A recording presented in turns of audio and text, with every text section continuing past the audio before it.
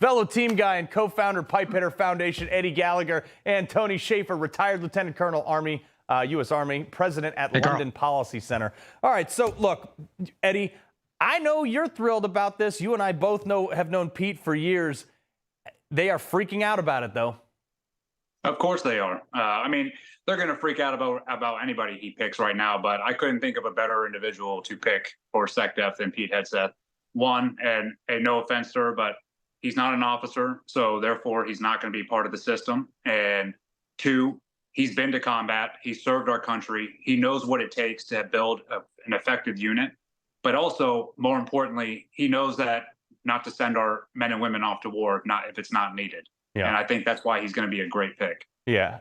Tony, also the other thing, too, is the Army now has more, just the Army has more four-star generals serving on active duty than the Army and Air Force had combined during World War II. There's like 600 flag officers right now. In the Army, there's only spots for 10, but they appointed 14 because why not?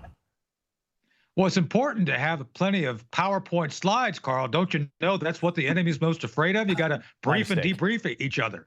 But no, look, President Trump has taken a page out of President Reagan's playbook. John Lehman was appointed to be Secretary of the Navy from 81 to 87. His job was to rebuild the Navy. Oh, by the way, he was a young guy. Everybody was skeptical.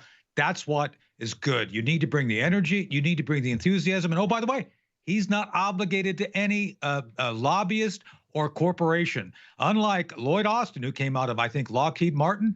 Yeah, no more revolving door, baby. It's time for warriors to get back in and do what warriors do. Build weapons to kill bad guys and then direct the killing of the bad guys on order. That's the job.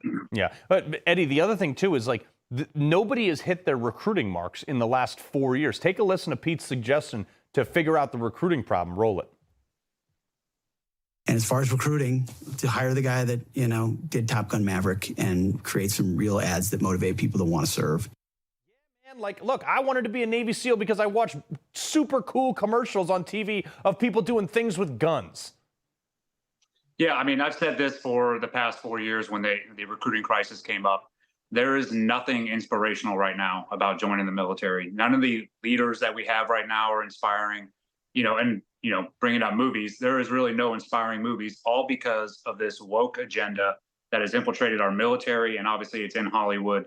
But I talk to these young kids all the time about trying to join, and I've gotten some to join, but that's by leading by example, right? And that's by leading by what I've been taught growing up 20 years in the military. But right now, the past 4 years, these kids, they see everything. They have everything at the palm of their hand.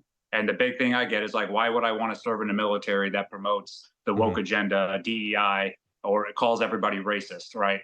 So I'm hoping that Pete gets in there, cleans house. I'm hoping he gets rid of a lot of the admirals, generals, and whoever who has been part of this agenda the past 4 years. We need to cut that cancer out, and we cannot leave 1% of that cancer in there, because you leave 1%, it's going to grow right back. Yeah. Well, that's the other thing, too, is like, they did spend the last, 4 years telling white people that they're bad, so they just stopped showing up.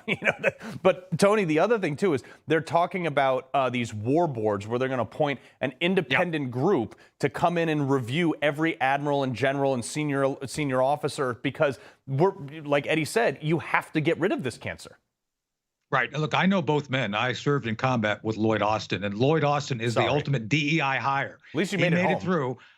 He made it. Well, he made it. Yeah, thank God. But Lloyd Austin is the ultimate expression of DEI. We see what that brings.